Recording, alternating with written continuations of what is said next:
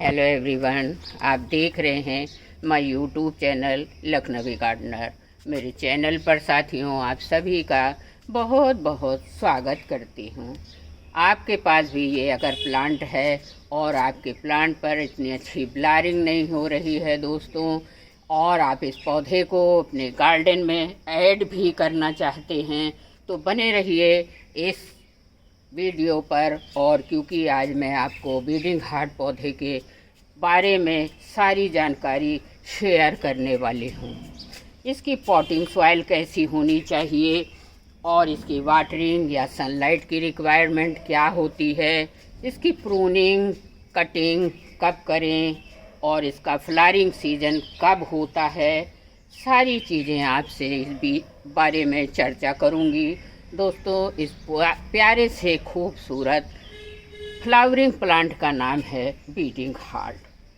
ये बहुत easy to grow plant है, घर में लगाना बिल्कुल आसान होता है और अपने गार्डन में थोड़ा डिफरेंट टाइप का ये फ्लावर है। दोस्तों, वैसे तो ये गर्मियों में अच्छे से फ्लावरिंग करता है, लेकिन ये लगभग पूरे के पूरे साल फ्लावरिंग करते ही रहता है। वैसे तो ये एक बेल नुमा पेड़ है, देखिए ऊपर की तरफ इसकी वाइन जाने लगी है, लेकिन आप अगर चाहें तो मेरी तरह काट छांट कर इस तरह से नीचे की तरफ इसकी पौधे को बुशी बना सकते हैं और गमले में भी लगा सकते हैं, क्योंकि मैंने अपने गमले में ही लगा रखा है। सबसे पहले तो ये जान लेते हैं कि इसकी पॉटिंग सॉइल हम कैसे बनाएं और गमला कैसा लेना चाहिए हमको। तो जब भी आप लगाएं दोस्तों, तो इस तरह से 8 या 10 इंच के गमले में लगाएं, और जब भी आप इसे अपने गार्डन सॉइल में लगाएं, इस तरह से गार्डन सॉइल में लगा रहे हैं दोस्तों, तो इसमें कम से कम 20% कोई भी कंपोस्ट आपको ज़रूर से ज़रूर मिलाना है। चाहे आप वर्मी कंपोस्ट मिला सकते हो, चाहे गोबर की खाद मिला सकते हो। बस इतना ध्यान रखिए कि गोबर की खाद जो आप लेंगे वो 2 साल की 1 साल की डीकम्पोस्ट काली हुई खाद हो, इस तरह से काली खाद हो। अब सनलाइट की बात करते हैं दोस्तों, तो सुबह की 2 या 3 घंटे की धूप इसके लिए बिल्कुल पर्याप्त है। बहुत तेज़ धूप में मई जून की गर्मी में ये पौधा झुलसने लगता है, तो इसको आपको कोई थोड़ी सी छन के धूप आने वाली जगह पर रखना है, जहां आपको ब्राइट लाइट मिलती हो। अब इसके लिए धूप भी 1-2 घंटे की बहुत ज़रूरी है। हर पौधे धूप में ही फ्लावरिंग करना पसंद करते हैं। मेरे गार्डन में मैंने आपको दिखाया है कि बहुत पौधे ऐसे हैं जो धूप में ही फ्लावरिंग करते हैं।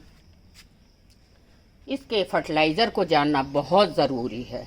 इससे पहले तो आप ये जानना ज़रूरी है कि इसको हम पानी कब दें। तो इसकी मट्टी में मॉइस्चर, अपने मट्टी में इसको बहुत पसंद है। हर समय थोड़ी बहुत मॉइस्चर रहना ज़रूरी है, एकदम ड्राई मट्टी नहीं होनी चाहिए, वरना जो फ्लावर आपके सुबह खिलेंगे शाम को मुरझा जाएंगे। आज से 5-6 दिन पहले भी मैंने एक वीडियो लगाया था दोस्तों, फिर भी इतनी ही फ्लावरिंग थी और आज तो कुछ और ज़्यादा बढ़ गई है। तो इसके वाटरिंग का आपको विशेष ध्यान रखना है, ताकि जो भी फूल खिलें वो काफ़ी दिनों तक इस तरह से पौधे पर बने रहें। अब इसके फर्टिलाइज़र को भी जानना बहुत आसान है। बिल्कुल ये एक बेल नुमा पौधा है। देखिए, मैंने तो अभी कम से कम जुलाई के महीने में इनकी यहाँ से प्रूनिंग की थी और प्रूनिंग के बाद फिर एक बेल निकल कर आई। अभी इनकी फ्लावरिंग ख़त्म हो जाएगी दोस्तों, तो मैं इनकी ऊपर से फिर प्रूनिंग कर दूँगी। तो ये बेल नुमा पौधा है, इसको नाइट्रोजन की बहुत ज़्यादा ज़रूरत रहती है। गोबर की खाद में या वर्मी कंपोस्ट में दोस्तों नाइट्रोजन बहुत अच्छी मात्रा में रहता है। आप गोबर की खाद डालकर इस पौधे के नाइट्रोजन की कमी को पूरा कर सकते हो। बस इतना इस पौधे के लिए काफ़ी पर्याप्त है। अब फर्टिलाइज़र देने से पहले थोड़ी थोड़ी सी इनकी मट्टी को हमें लूज़ कर लेना है और तभी फर्टिलाइज़र देना है। ध्यान रहे दोस्तों, आप जब भी फर्टिलाइज़र दें हल्की हल्की नम रहे मिट्टी। देखिए मैंने गोबर की खाद ली हुई है, 2 साल पुरानी है, एकदम ब्लैक हो चुकी है। इसमें थोड़ी सी फंजीसाइड भी मैंने मिला रखा है। और इस तरह से गमले में चारों तरफ, आपको बड़ा गमला है तो 1-1.5 चम्मच, छोटा है तो आधा चम्मच ही आप डाल सकते हो। इस तरह से आप फर्टिलाइज़र डाल सकते हैं। गमले में लगाना है मेरी तरह से काट छांट कर। इस तरह से आप झाड़ी नुमा पौधा भी बना सकते हैं। बस फ्लावरिंग ख़त्म होगी, मैं यहाँ से छांट दूंगी ताकि ये नीचे की तरफ ही बढ़ेगा, ऊपर नहीं जाएगा।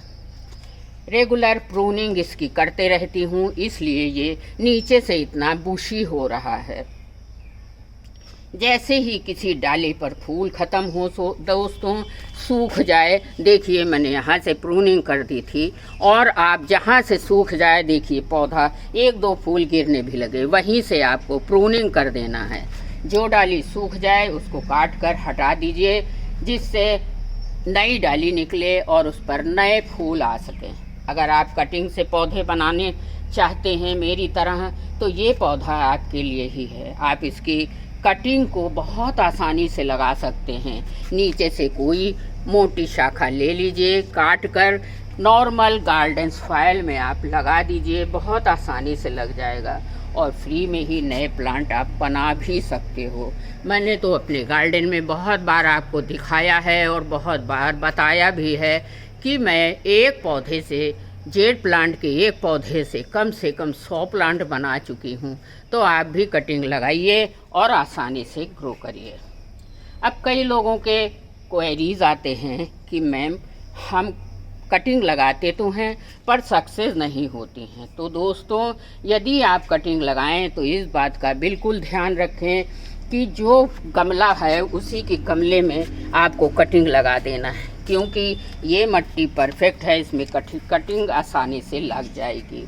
जब वो ग्रो कर जाए तो निकाल कर दूसरे पॉट में आप रिपोर्ट कर दीजिए। डेली कटिंग लगाने के बाद एक बात का आपको ध्यान रखना है दोस्तों कि डेली वाटरिंग ना करें। इससे कटिंग जो होती हैं हमारी सड़ गल जाती हैं।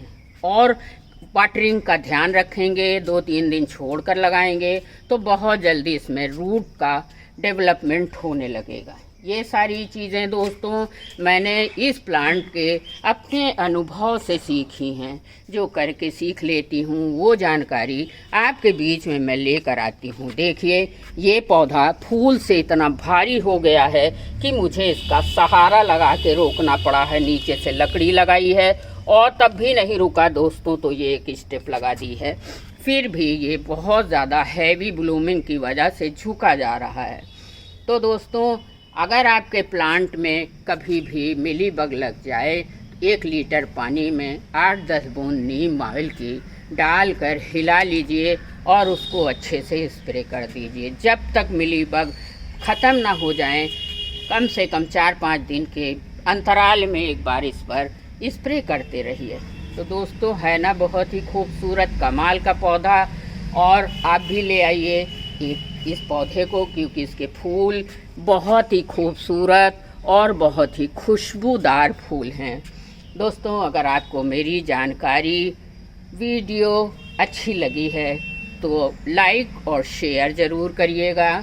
पहली बार हमसे जुड़े हैं दोस्तों तो मेरे लखनवी गार्डनर चैनल को सब्सक्राइब कर दीजिएगा, बेल आइकन को भी प्रेस कर लीजिएगा ताकि आने वाली वीडियो की जानकारी आपको सही और सटीक मिलती रहे। आने वाली वीडियो आपको आपके स्क्रीन पर ही मिलती रहेगी। बहुत बहुत आपका धन्यवाद। अच्छी जानकारी के लिए जुड़े रहिए लखनवी गार्डनर चैनल से। बहुत बहुत धन्यवाद।